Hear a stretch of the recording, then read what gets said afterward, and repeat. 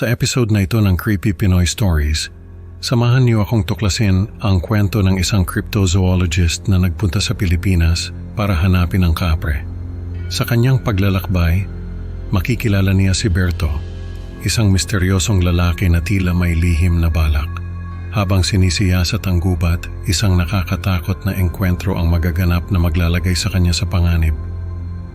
Ano kaya ang tunay na intensyon ni Berto? At paano niya malalampasan ang banta ng kapre? Cryptozoologist po ako. Ibig sabihin, nag-aaral ako ng mga nilalang na hindi pa kinikilala ng agham at hindi pa napatutunayan na totoo. Ang tawag sa mga nilalang na ito ay cryptids. Ang kapre ay isang halimbawa ng cryptid. Kaya naman noong may nakilala akong isang kaibigang Pinoy na nagkwento sa akin tungkol sa kapre, ay agad akong nag-book ng flight papunta sa Pilipinas.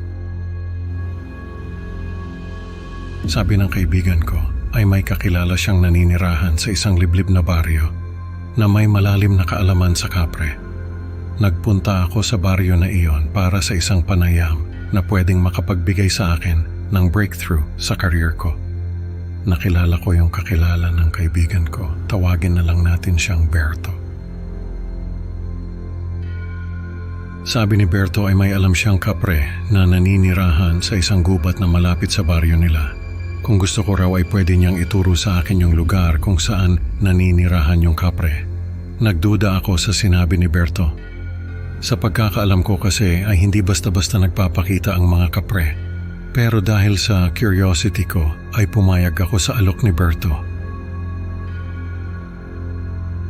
Pumasok kami sa gubat at naglakad ng ilang minuto. Habang naglalakad ay may pinakita sa akin si Berto. 3 amulet na nakasabit sa isang puno. Ayon kay Berto, yung mga amulet daw na yon ay pagmamay-ari ng kapre. Kapag daw kinuha ko ang mga amulet na yon ay magagalit sa akin ang kapre at aatakihin ako. Natawa ako sa sinabi niya. Sa tingin ko kasi ay pinagtitripan lang ako ni Berto. Parang hindi naman kasi kapanipaniwala na basta-basta na lang niyang ituturo sa akin yung mga pagmamay-ari ng kapre. Kung totoo man na pagmamay-ari ng kapre ang mga amulet na yon, ay hindi ko naman yun kukunin. Hindi ko kailangan ng mga amulet para patunayan na totoo ang kapre. Nagpatuloy kami sa paglalakad. Habang naglalakad ay may napansin ako na kakaiba kay Berto. Panay ang lingon niya sa paligid, parang may hinahanap siya. Kinutuban ako ng masama. Parang may binabalak si Berto na hindi maganda. Naalala ko yung kwento ng kaibigan ko. Marami raw nawawalang tao sa baryo nila Berto. Ang huling nakasama ng mga nawawalang tao na yon ay si Berto. Nagsabi raw si Berto na may alam siyang treasure sa gubat. Pero nung bumalik si Berto ay wala na yung mga tao na kasama niya. Sabi ni Berto ay iniwanan daw siya ng mga kasama niya at hindi niya alam kung saan nagpunta ang mga ito. Dahil sa kwento na yon ay kinabahan ako. Ano kaya ang binabalak ni Berto? May kinalaman kaya ito sa mga nawawalang tao? Nasa gitna na kami ng gubat. Nang biglang huminto si Berto at tinuro ang isang malaking puno, doon daw nakatira ang kapre. Tapos ay sinigawan niya ako. Sabi niya, alam daw niya na kinuha ko yung mga amulet na nakasabit sa puno. Nagulat ako. Hindi ko alam kung ano ang pinagsasabi ni Berto. Hindi ko naman kinuha yung mga amulet na yon. Sinigawan niya ako at tinulak. Tumakbo ako palayo sa kanya. Nilingon ko siya at nakita ko na hinahabol niya ako. Tapos ay narinig ko na tinatawag niya ako. Sabi niya na kinuha ko yung mga amulet ng kapre at kailangan ko raw yung isauli para hindi ako atakihin ng kapre. Nagtaka ako sa sinabi niya.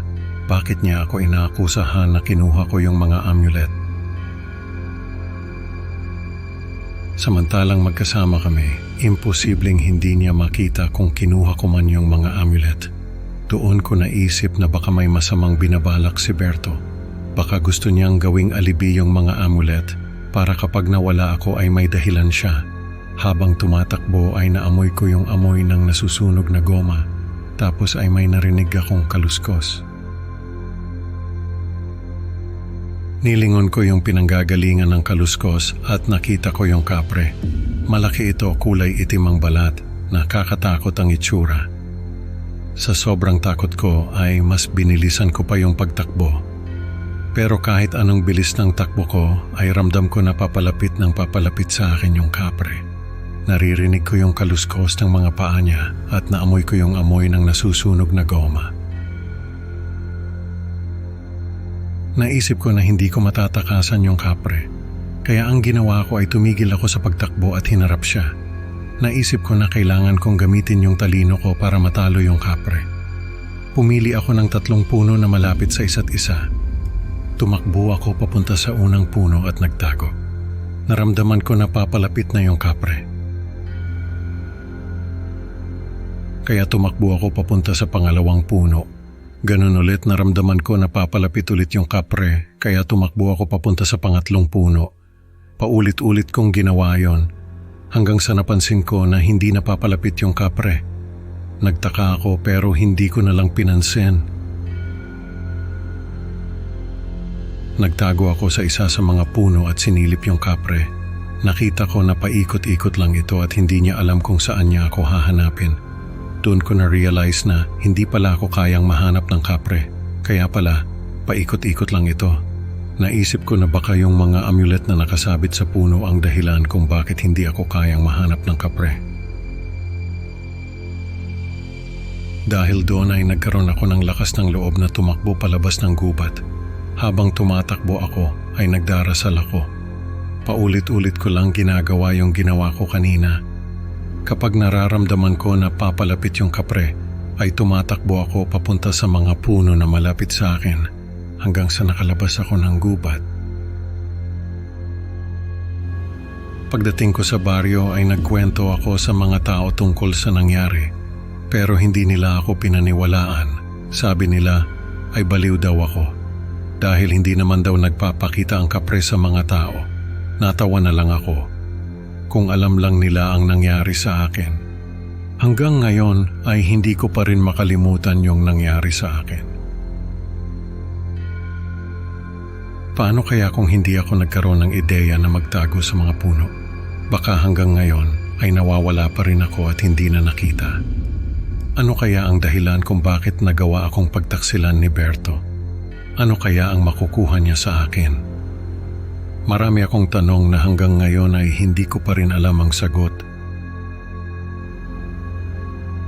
Sa kwento natin ngayon, natutunan natin na hindi lahat ng tao ay mapagkakatiwalaan, lalo na sa mga sitwasyon na puno ng panganib. Salamat sa pakikinig mga kaibigan. Huwag kalimutang i-like at mag-subscribe sa Ipay Pinoy Stories para sa mas marami pang nakakatakot na kwento. Hanggang sa susunod na upload, mga kapwa ko mahilig sa kilabot. Tandaan, sa dilim ng gubat, baka may nanonood na kapre.